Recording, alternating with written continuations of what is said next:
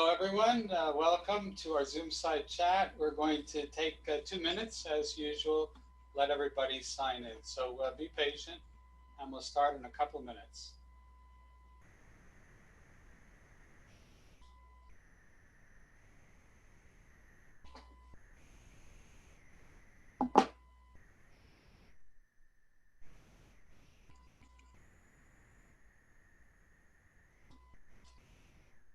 Like I say, we usually give a couple of minutes, and then we start.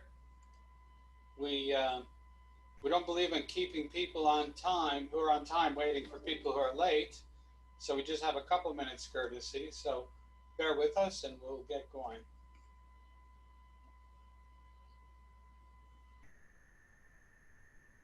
We'll give it about another minute. Okay, 3:02.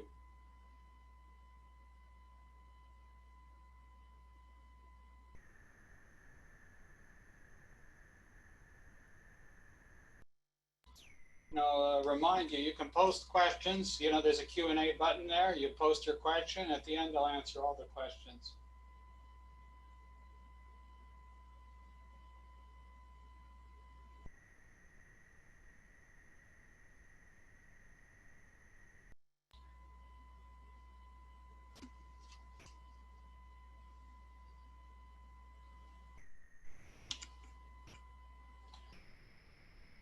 Just letting everybody sign on.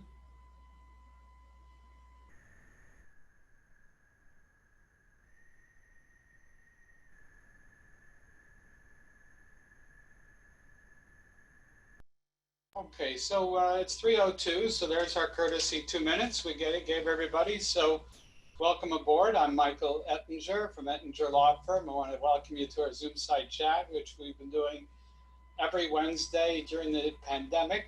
And actually, our offices just opened this week, and all of our offices are open from Albany through Westchester, Rockland, and across Long Island. The only offices that are still closed, New York City, which opens in about 2 weeks. So because all our offices are opening, I will be stopping the Zoom side chats. This will be the last one. You can get the recordings from Patty Brown. You'll see her name at the end of the slides. And we'll be limiting ourselves every Wednesday at 7 o'clock. I'll be giving my full-blown elder law estate planning seminar, the one I've been doing for 30 years.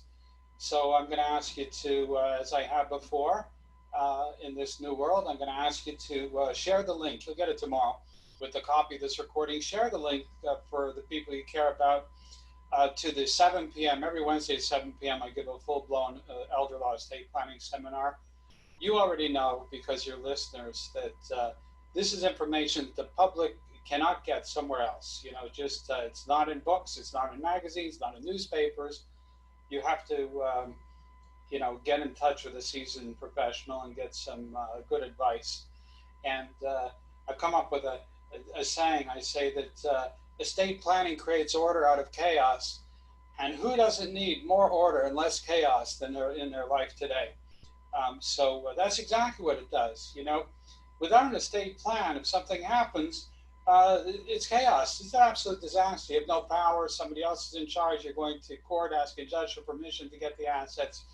No end of trouble. A death, you have probate proceedings, could take an indeterminate amount of time.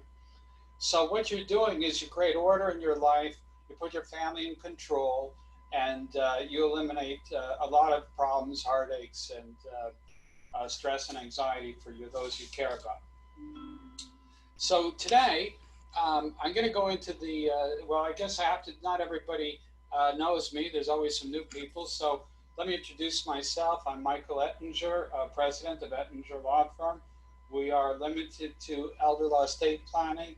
I've been a lawyer for 40 years, but this is all we've been doing for the last 30 years. For the first 10 years of my career, I was a litigation attorney. We have offices across New York State, from Albany down through the Hudson Valley, in New York City, and across Long Island. You will get a copy of this recording. You should have the slides because they came with the link. And I should mention that we handle all types of Medicaid cases. We filed about 4,000 Medicaid cases. So if you know somebody who is at risk of a nursing home, needs Medicaid for home care, or is even going into a facility, they have to talk to an experienced elder law attorney. So now let's go to the, so we're going to share the screen. I'm going to pull up the slides and I'll press share. That should work. There we go. Okay, so I picked some selected topics today. So I wanted to talk about second marriage planning. By the way, I have questions, so I'm going to answer the questions that were sent ahead of time. I'm going to answer them at the end. And if you want to ask your questions, just type them in. We'll take all the questions at the end. We're going to talk about second marriage planning. These are selected topics. Planning for those without children and planning for those with adult dependent children. So let's start with second marriage planning. Second marriage planning is complicated because one of the spouses may have children. Oh, I have to put that on quiet. Forgot to do that. There we go. I think I did that. Do not disturb. There we go. Bear with me. Do not disturb. There's that magic button. Okay, great. So, so one of the spouses could have children. The other, they could both have children from a previous marriage. And sometimes we have, one has children from a previous marriage and they both have children from this marriage, or they both have children from a previous marriage and from this marriage. So they have his, hers, and theirs.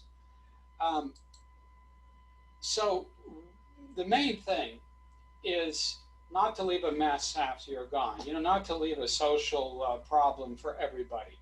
So estate planning should not only be fair, but it should also appear to be fair. It's the appearance of fairness that's so important because we want to keep the relationships flourishing after we're gone. We don't want to be the cause of creating a rift in the family because we didn't plan properly or we didn't get the right advice. So when it comes to second marriage planning, I say talk to a lawyer who's done it, you know, hundreds and hundreds of them, because you know, you start to see patterns and you see what works and what doesn't work, and you generate ideas. The job of an elder law estate planning attorney is to give the client ideas, options. So we'll tell you, what do other people do? Why did they do it? And then you can pick from a range of options. But let's take some look at the issues. The perils are what happens after the first spouse dies. Now, you know, generally the surviving spouse wants to be in charge, but if they act alone, there's nothing to prevent them from diverting all the assets to their children. And this is not often done by design, it's done by default. So even the best intentioned people, later on they become dotty or they get influenced by somebody else. They, you know, as I say, they lose their cognitive ability. You know, over the years, things happen.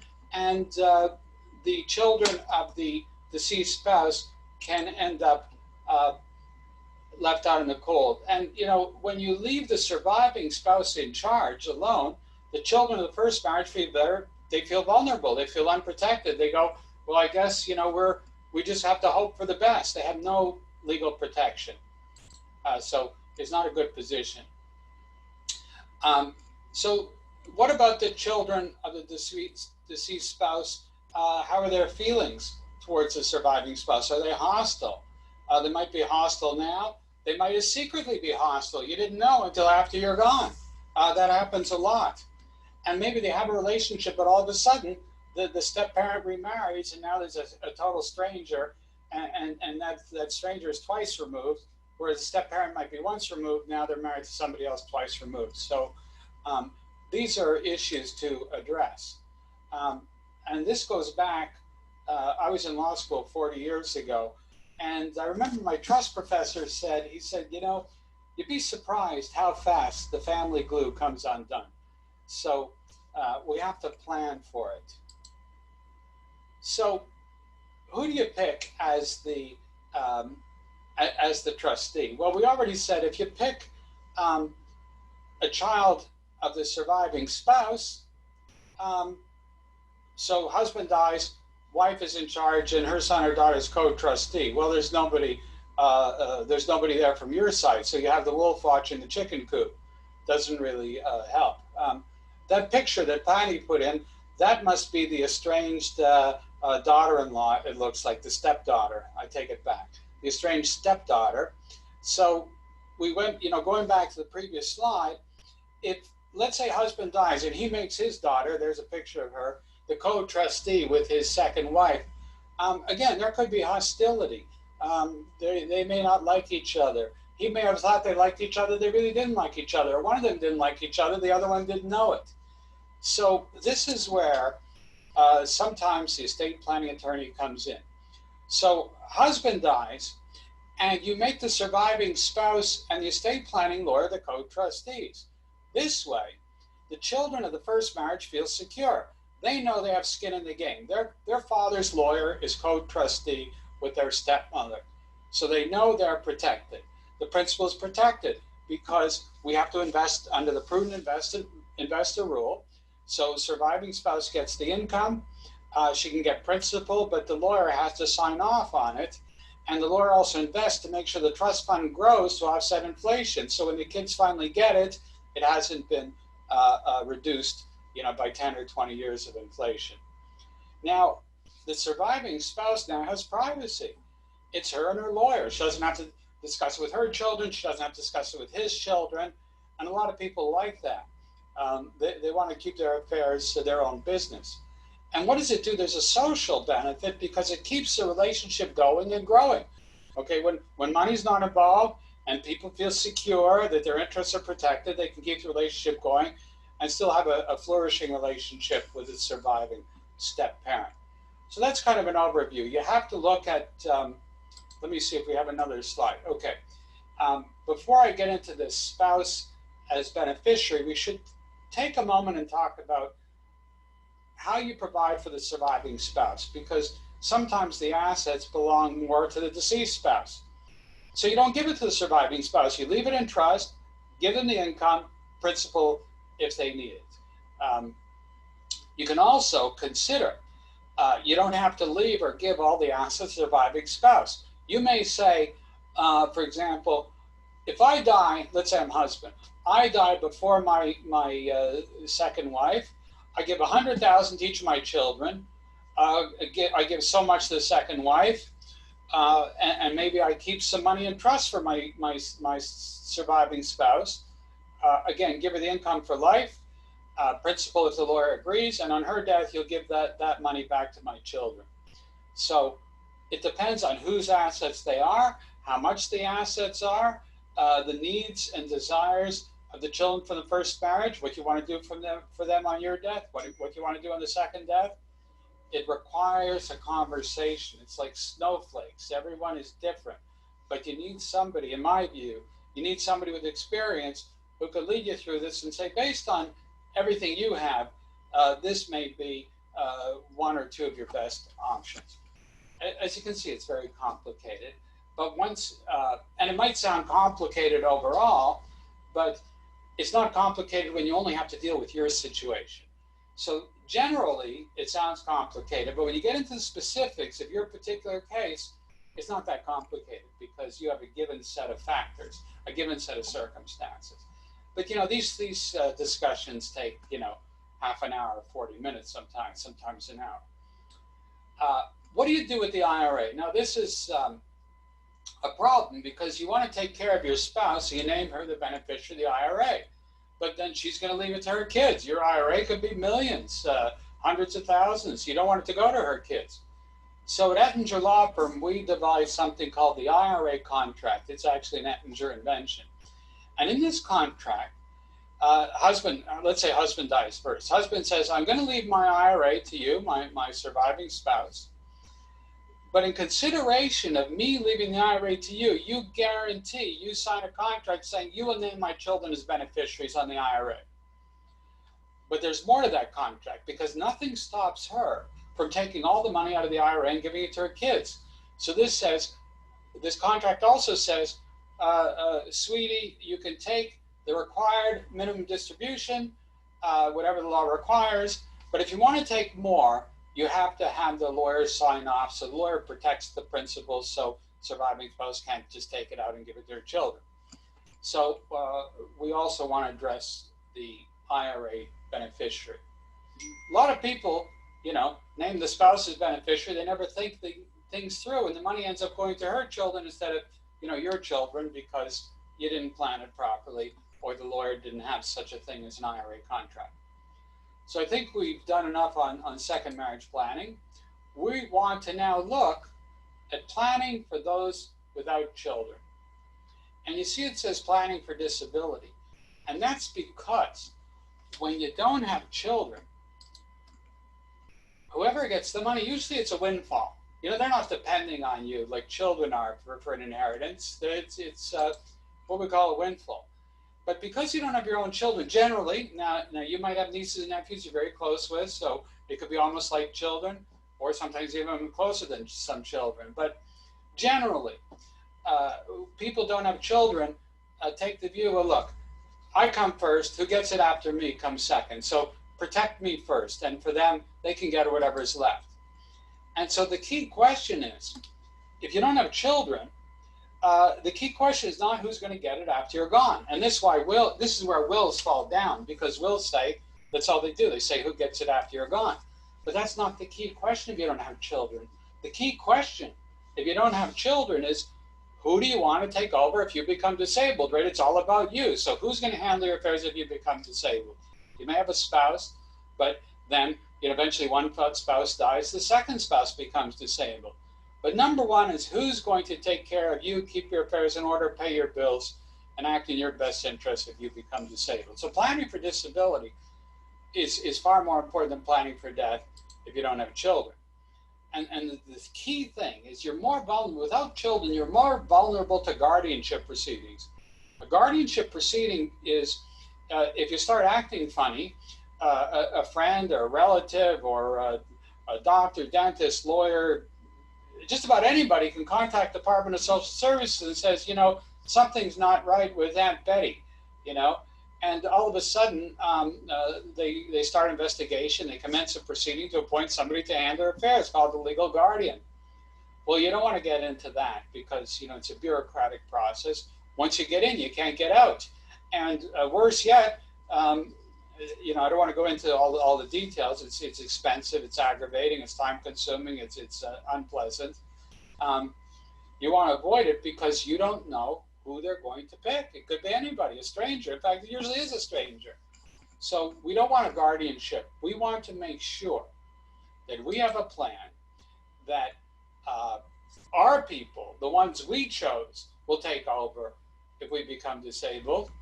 And so who do we pick as the trustee? So we put our assets in our revocable trust. Generally, we don't use an irrevocable trust if we don't have children because, again, I'll spend it on me if I need it. They get whatever's left after I'm gone. Mostly, people without children are looking for the revocable trust. I'm in charge. I'm going to spend my money however I want, but now I have a plan for who takes over if I become disabled. So now the question is, who is that person going to be? Well, you can pick a friend or a relative, and the lawyer to act as co-trustees. Now, you don't want to pick a friend and charge them with all the duties and responsibilities of a trustee, because when you ask a friend, look, will you act for me or you be my trustee? Of course, they say yes, but they don't know what they're getting into. They have fiduciary responsibilities. They're liable for not investing the money properly. They're taking on a big responsibility. They don't want to say no, so they say yes. And then when they start to get involved, they find out it's a lot more than they bargained for. I like to put the lawyer in as a co-trustee because as elder law attorneys, we have a lot of experience handling people's affairs. We act as trustee for many clients, either because they don't have children or their children are dysfunctional or their children are bickering, all kinds of reasons. But the benefit of having the elder law attorney as co-trustee is we know what to do. We know what the rights and responsibilities are. And here's what we do. When I'm picked as a trustee or a co-trustee for a client and they become disabled, I hire a geriatric care manager. This is a professional designation Geriatric Care Manager, GCM. Um, and it's a professional designation. It's usually a retired social worker. I go for the retired nurses mostly. And what they do is they contract with the law firm to oversee the care. So they hire and supervise the caregivers. They go into the house and look at what the needs are. Do we need to put in railings? Do we need to put in a ramp? Is the bed comfortable? Is the chair comfortable? Are any of these furnishings or physical plan causing you problems or discomfort? And they they prepare a report, a weekly report to the lawyer, and together we discuss what needs to be done, and we get it done. So you get the highest level of care available, and sometimes even better care than those with children, because we have experience, we know what to do. And the reason you have maybe the friend or relative will visit you more often and give us better feedback, and two heads are better than one, and you protect it, and we can provide it. We have to act together if you like that kind of protection. And when you have two heads, you avoid mistakes. One catches the other. You avoid malfeasance. That's a nice way of saying stealing. And you avoid third-party interference. When you pick one person, you often get their spouse who's piping in, and that isn't the person you wanted, but that's called third-party interference. So when you have two people, it generally helps to defeat that. So that was a short bit on those who don't have children. Again, the main issue, planning for disability, making sure you have control and you're well taken care of. Now we get to the third selected topic, protecting assets for dependent adult children. Who are we talking about? You gotta love Patty with these pictures. Aren't they great? The one on the left is the spendthrift, and the one on the right is the one with the sense of entitlement. He even looks entitled, actually. People who are not successful in life, I've been doing this for a long time, and I can tell you, you're not alone. I would say a high percentage of people come in, they're successful, they have children who are not successful. And by that, I mean, they might be successful personally, they might have different measures of success, but outwardly, being able to pay their bills, they're struggling to get by, or they can only get, low-paying jobs. Then there's the one who's either immature, some people never grow up, as I'm sure you're aware, and the entitlement mentality, they have it coming to them by virtue of their birth. What do they say? Born on third base and think they hit a triple. And there's some that are mature. They don't have an entitlement mentality. They're reasonably successful in life, but they can't handle money for the life of them. So these are the children we're talking about. And we're also talking about learning disabled children, and we're also talking about special needs children. So how are we going to deal with these children? Because people are living an awful long time. People live much longer than they used to already. People live an average of 32 years longer than they did just a century ago. So we need to provide for these children for a long time. So again, we get back to who are we going to put in charge? Who is our trustee? You could pick the child and another family member, brother or sister, but this creates problems because if you pick the brother and your son or daughter asks them for something, they say no, all of a sudden they stop talking to each other. So it poisons the family relationship. So that's a very, sometimes it works because sometimes the dependent child is very comfortable with their brother or sister. They want their brother or sister. So there's always exceptions. But generally, the brother or sister has to be able to say no without it being a problem. You want them to get along. The child and the lawyer, that's a good possibility because this way it's private between them and the lawyer, and you have somebody protecting the assets. Other family member and the lawyer. Now, this is not a bad idea. So now you pick the brother and the lawyer. So the dependent child wants something. The brother says, well, I don't know. I have to ask the lawyer. And the lawyer says no. He goes back and says, the lawyer said no. So in other words, the lawyer wears the black hat, and the family member still stays in the good graces of the dependent child. You preserve the family relationship. These are options. These are ideas. Or the lawyer can act alone. We do this very often, actually. People are very comfortable, have been around for a long time, and we have a succession plan. We have lawyers. I'm in my 60s. My law partner and wife, Suzanne, is in her 50s, early 50s, Suzanne. We have lawyers in their 40s, 30s, and 20s. So we have a succession plan. But the lawyer alone often works just fine. So those are your choice of trustees. And you also have a choice to delay the distribution. So here's a typical delayed distribution. 20% at 30, one half of what's left at 35, the remainder at 40. Now there's actually a theory behind this, and the theory is this. They'll get to 20%, they'll blow it, but they have to wait 5 years before they get the next half, and finally, 10 years later at 40, half is still left. So, you know, and by then, hopefully they have some smarts, right? Or you could say 20% on my death, one half after 5 years, and the remainder after 10 years. And with that, you may put in, well, I went too far. Okay, I meant to put something else in. So I don't want to take the dangerous step of going backwards. So what I'm going to say is, you can put in a cap age. You can say, you know, yeah, I know I delayed it, but if they're 60 years old, give them the whole thing when they hit 60. Give them the whole thing when they hit 65. Give them the whole thing when they hit 55. You pick the cap age. So the cap age, you know, overrides the distribution ages that you picked. So you can say, yeah, you know, if they're 60, they're probably settled down enough they can have the rest of the money. And then we get to the special needs child. They say that about 1 in 4 American families either have a child or a grandchild that's special needs. So this is a big area of the law. And if you're leaving something to a special needs child, you want to leave it to a special needs trust, because that pays over and above their SSI and Medicaid benefits.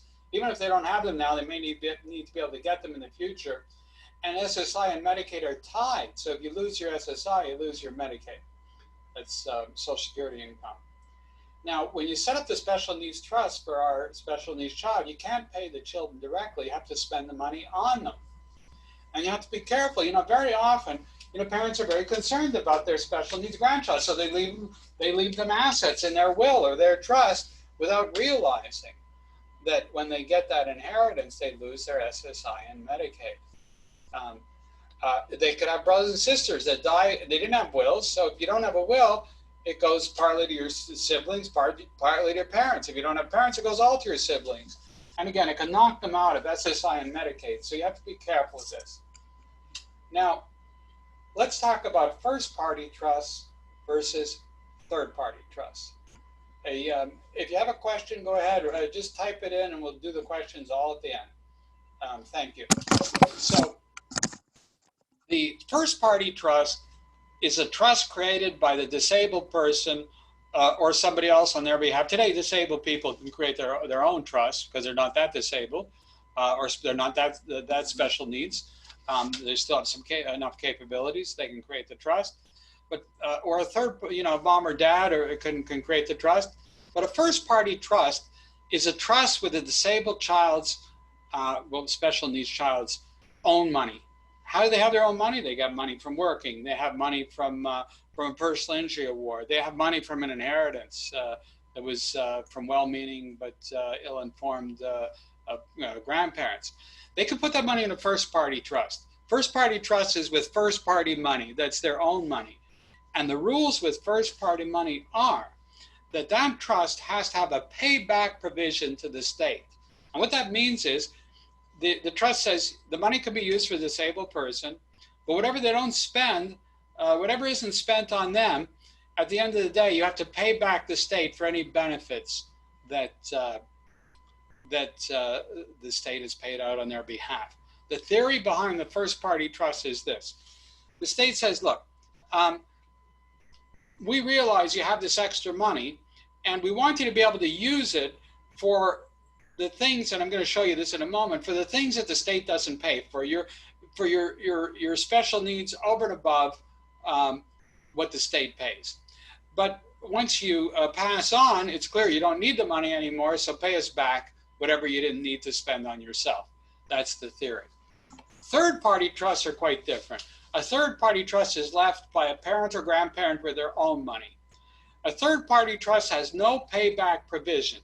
So the third-party trust says, it's in trust for you, my special needs child, or my special needs grandchild, but whatever isn't spent during your lifetime, on your death will go to your brothers and sisters, or will go wherever, wherever the grandparent or parent decides. The theory behind the third-party trust is this: mom or dad didn't have to leave them any money. So the state doesn't really have a claim on that money because it was never their money. And there's another theory behind it. Before they allowed these trusts, back in the early 90s, parents would simply disinherit their special needs children because they knew if they got the money, they would lose their government benefits. So the government wanted parents to be able to leave money to children. It became public policy. Let's help our special needs children with monies over and above what the government pays, so they get the extra help. And we're not going to go after that money because we don't want to discourage parents from leaving money to those children. In fact, we want to encourage them.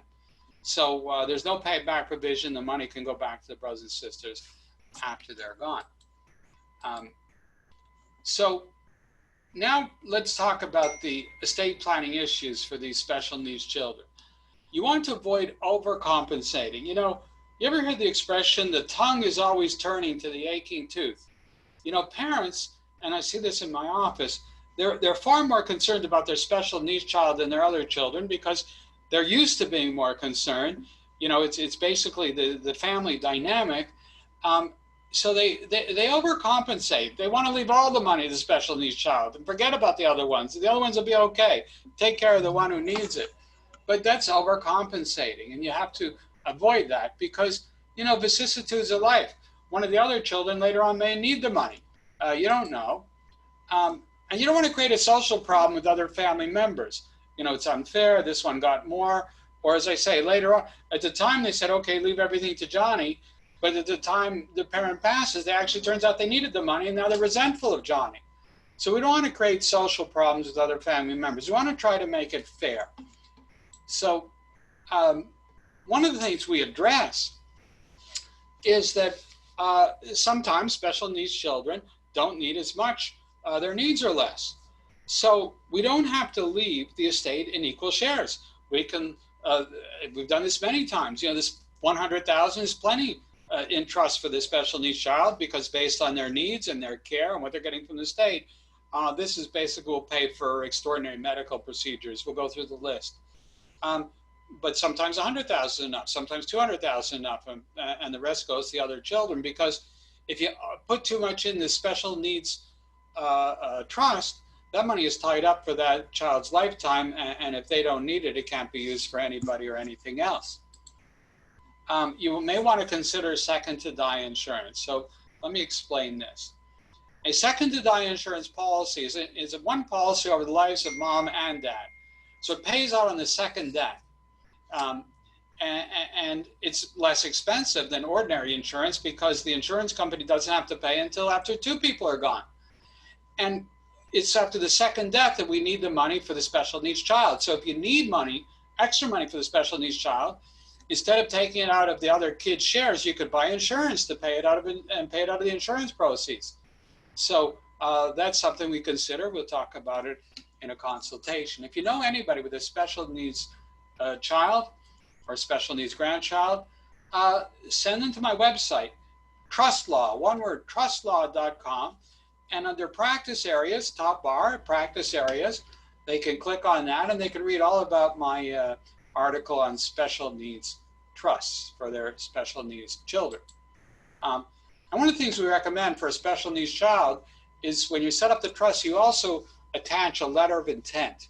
A letter of intent tells the people who are going to take care of that child what their daily medical needs are. What are their routines? What are their likes and dislikes? It's like a guide to the perplexed, This is their hot buttons. Don't do this, do that. Don't say this, don't say that, do say this, that sort of thing. I mean, it can be invaluable because nobody knows the child like the parent or grandparent. And you never know who's going to end up being the trustee. It could be a family member, but later on the family member died. Now it's it's a professional, it could be the lawyer. We don't know what their needs are. So this letter of intent is useful. You can go on the internet, Google this letter of intent, and get some ideas about that. So here's a list of the extra needs. Clothing, over and above what the state supplies, essential dietary needs, more education, hobbies, sports, exercise, tickets for events, healthcare costs, medical procedures, especially medical procedures that are elective that the state won't pay for, especially with teeth, vocational rehab, learning a new trade, learning a new hobby, household goods, if they may need new appliances, furniture, computer, television, personal care products, personal services, taking care of a home, music, real estate. The state is not going to buy real estate. The car with gas and insurance, transportation, if they vacations, burial costs. So you can see there's a lot that the state won't pay for. We can use that trust for the benefit of the special needs child. So where do we go from here? We always offer a free consultation. For those of you who are new, we say $500 value because other lawyers charge for it. We don't charge because we have a policy of keeping the client in control. And very often we have more experience than the lawyers that are charging. So take advantage of the free consultation. It'll be with myself or one of the other experienced elder law estate planning attorneys. In my firm, all the attorneys are trained, they do things the same way, and they're all experienced. I can't cover the whole state naturally, but I have very good people all around the state. Bonnie Cram from Middletown and Albany. She's a senior lawyer. She has a lot of experience. She's a former judge. Jessica Kiley's been with me almost 15 years. She's in Westchester and Rockland. Danielle Becker, younger lawyer, but very, very sharp, and works with me personally for now for a few years. So she is fairly highly trained as well. The consultations are available by phone, or we can do it by Zoom or FaceTime. Now it's available in the office too, because we're open. Hooray.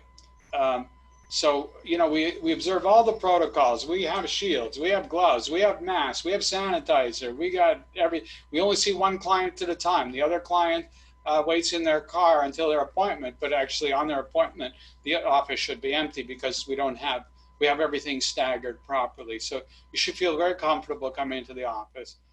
We are observing every protocol. If you or somebody wants to see us, we're going to send you the link tomorrow for our calendar, and you just pick a time and you're in. You can call Patty Brown, our Director of Client Relations, at 800-500-2525. That's our toll-free number, extension 117. You can email Patty, it's pbrown@trustlaw.com, or text free C to the number on your screen, 631-515-0034. So we're going to go on to the questions. We'll stop the share. We don't need that anymore. We're back. Geez, we're actually now finally getting good at this sort of thing. Terry signed on a little late after a call for work. Is it possible to see info related to second marriage inheritance? Yes, Terry, you're going to get a copy of the recording tomorrow. So no problem. You can watch that whole thing. Anonymous. When do heirs pay relevant estate taxes if you leave only 20% of your estate at time of death, 1/2 in 5 years, remainder after 10 years? All the taxes are due on death because the taxes are on the estate of the deceased person. It doesn't matter who's getting it or when they're getting it. It's the fact that it passed from the deceased. But estate taxes in New York only start at estates over $5,850,000. So probably not a problem for most people. Delia, there she is. Hi, Delia. Thank you for the kind words. And we're going to go to the questions that are set out in advance. For those of you who joined late, this is the last Zoom side chat because it's not that the pandemic is over, it's not over, but our offices are open, and with social protocols, we'll now be seeing people in the office. So I hope you've enjoyed these, and the recordings are available from my office. Chris G says, I have siblings, a niece and a nephew. Okay, well, it's not really a question, Chris, but we can discuss in an office how you want to distribute the estate amongst those people. Ann D says she came to see me last December with her husband. Good. They were given a plan for which they have some proposal, I guess. They have some additional questions. Happy to answer those. You can just call and schedule the follow-up meeting. There's no obligation, as always. I'm glad you've been listening and learning something new each time. And you pass along to the friends, which I really appreciate, because this is the new way of marketing. You know, we can't have dinner seminars anymore. It's over. Dinner seminars are not going to happen for a long time, not until we have a vaccine, I don't think. So we're going to start in a month, middle of July. We're going to start doing once a week, Saturday morning at 10 o'clock. We're going to give our seminar at a local hotel, which has a lot of room for social distancing. It'll be limited to, no more than 50 people. And again, you'll have proper spacing, and hotels are very good for this because they observe all the protocols. So we're going to probably be doing as much with these online seminars as we do with the live in-person ones. So breakfast every Saturday at 10 o'clock, and you'll all get notice of those. Patty and Allison Thompson will send you notice of all the seminar dates and times. So you said, and you discussed the plan with your children recently, and you said you'll be requesting copies of all the seminars to send to them so they can have as much information as me. And I would be extremely surprised if they watched all those seminars, but actually much easier. You're going to get, as a thank you, you'll get my e-booklet, Elder Law Estate Planning in a Nutshell. I realize not that many people have time to read the book or are even inclined to read the book. So I took the book and I condensed it into a booklet. And it's very easy to read. And you have it, send them the booklet. They'll appreciate it a lot more than watching a bunch of seminars for hours on end, because they're not as interested in it as you are, and they have other things to do. That's my opinion. So you've compiled a list of questions for clarification, so we'll answer your questions when you come in. You think it's time to get moving? Okay, well, once you do it, I call it like a low-level virus. People are always saying, oh, I feel so much better. It's done. I'm so much relieved. And, it's something in the back of your mind is always bothering you. And finally you get it done. You go, wow, what a relief. I don't know what took me so long. So you're very welcome for the online seminars. And thank you for your kind words, too. Elaine C. says, in inheritance trust, can I leave my youngest son my two-family house? Yes. For those of you who don't know, the inheritance trust is a trust for your son or daughter, keeps the assets, protects the inheritance you leave if they get divorced or sued. And if they die, because it's in a trust, it doesn't go to their spouse, it goes to their children, your grandchildren. These inheritance trusts are designed to keep the assets in the bloodline. If you want to know more about them, go to my website, trustlaw.com, look on the top bar, practice areas, click on that, and you'll see the article on inheritance trusts. Now, Elaine wants to protect her house from a nursing home, but she only has a revocable trust, which doesn't protect it. And means she has to start over and get a Medicaid asset protection trust. She says, I guess my previous lawyer did not know about the MAPT because this is what I told him I wanted to do. Protect my house so my son could inherit it. But we see a lot of that. A lot of lawyers can do a revocable trust, but only elder law attorneys, a much smaller group, can also do a Medicaid asset protection trust because Medicaid is complex. And you have to know a lot about Medicaid to do a Medicaid trust. And as I said earlier, we've filed 4,000 Medicaid cases. We've probably prepared now over 20,000 Medicaid trusts. We're very comfortable with those. And a lot of lawyers don't know how to do it. So they don't do it. That's what happened to you. I'm sorry about that, Elaine. You're welcome for your kind words. Now, Christina K says $15,000 per child per year is not taxable to the recipient. Correct. It's not taxable to the giver either. It has nothing to do with your taxable income. It's a gift tax exemption, but it doesn't change your taxable income. So the recipient is, what do they do with the money? Well, it's up to them. They'll pay tax on whatever income the gift earns, starting from the time they get it. But you're not limited to the $15,000 per year. The $15,000 per year you can give to any number of people, any number of years. But if you want to give $100,000, there's no tax. You report the gift, and they take it off your $5,850,000 at death. So there's a reporting requirement, but there's no tax. I'm going to come back and look at the questions online when I'm done. Marie N. This is a second marriage. I came into the marriage with more assets than my husband. We have 5 adult children. 3 are mine, 2 on my husband's side. We currently do not have the option to transfer assets in any of our kids' names. What are our options as we get older and need to protect our assets? I'm 54, my husband is 60. So no question, I think, Marie, if you've been watching the whole time, you realize we need to sit down for maybe 30, 40 minutes or longer and discuss all the possibilities and all the issues. And I have to give you the options in person, because I have to look at the assets, ask you a bunch of questions, the back and forth, get feedback, have a discussion. And then by the time we're done, you'll be very clear of where you stand, what your options are, and we'll get something that works for you and works for him and works for your children and works for his children, and nobody is going to get their nose out of joint. So just call and come and see me. The consultation is free. Lori S. Do we serve as trustees? Very often we do. Yes, we do, Lori. Ralph G. Is there any reason my 35-year-old married son with no children would need a trust? There is no reason. He doesn't need a trust. He doesn't own a home and has beneficiaries on all his assets. That's fine. He doesn't even need a will. He just needs power of attorney, healthcare proxy. Ralph, you could be the estate planning lawyer. You got that 100% right. Then Ralph also has a 60-year-old brother with disabilities. My deceased parents left a special needs trust for him. So far, so good. After I die and there is no one in the family to look after him, what options do we have for taking care of him and having fiduciary take care of the S&T? Are there legitimate fiduciary companies that take on the role of trustee for the S&T? Does your law firm do this, or would there be any inherent conflict of interest in doing that? No, there's no conflict of interest. I like the law firm better personally, not just because we are the law firm, but because if you pick a fiduciary, like a trust company, you're not picking the trust company, you're getting whoever the trustee is they assign to the account. They have high turnover, and it's very impersonal. You know, you need a personal touch with a special needs child.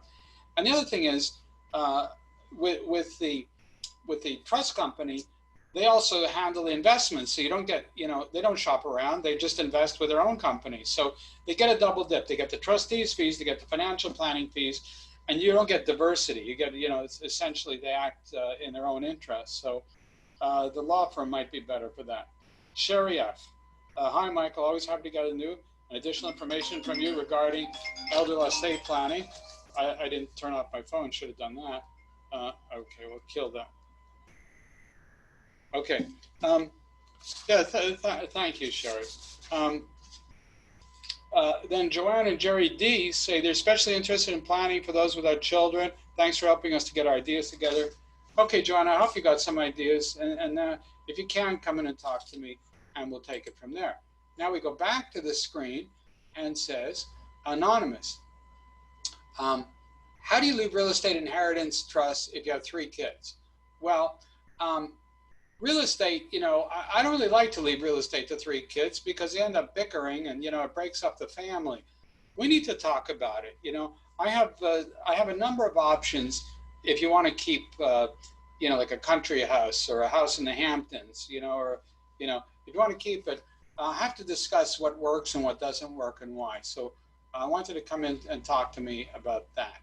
And there's a lot of factors that go into that, but I think I can help you solve that problem. Anonymous, does a trust follow to a different state, such as California, does it need to be redone? No.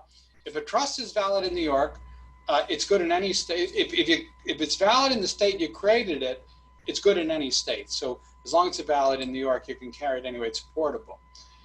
Perry, our accountant, I'm going to meet you one day, Perry, because it's all been online and it's a one-way thing, but you've been very, very kind and appreciated.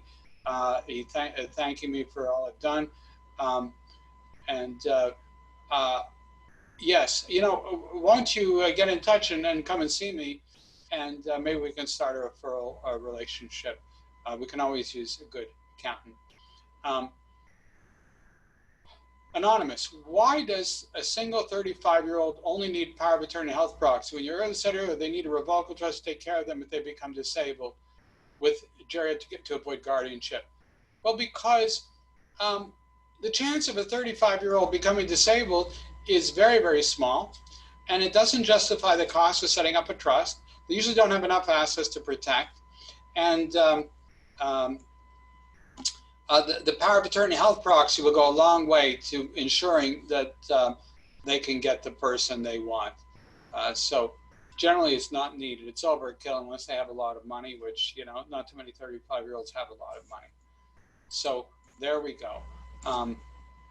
If anybody has any more questions, this is your moment. Oh, there are, okay. I think we got everybody. Oh, okay, anonymous. In addition to the financials, are there any organizations or agency that look after the daily needs of an adult with special needs? Um, yeah, it's private, really. You know, depends how disabled. Obviously, if they're very disabled, they're already a ward of the state, probably living in, you know, in state housing. But there's a whole continuum, so we have to talk about it in person. Okay, so thank you. I want to tell you that you know, I increasingly enjoyed those Zoom side chats, and there's recordings available on the various topics, and we'll see where we go from here. But for now, we're going to go with the Elder Law Estate Planning Seminar every Wednesday at 7 p.m. You'll get the link. You can post your questions. Your friends can post their questions. So let's leave it at that. Wish you all well. Be safe, be careful. The pandemic is not over. Things are opening up, but we all have to be careful until there's a vaccine. So thank you for joining. Thank you for listening. And for those of you who need our help, hope to see you very soon in the office. Thank you and goodbye.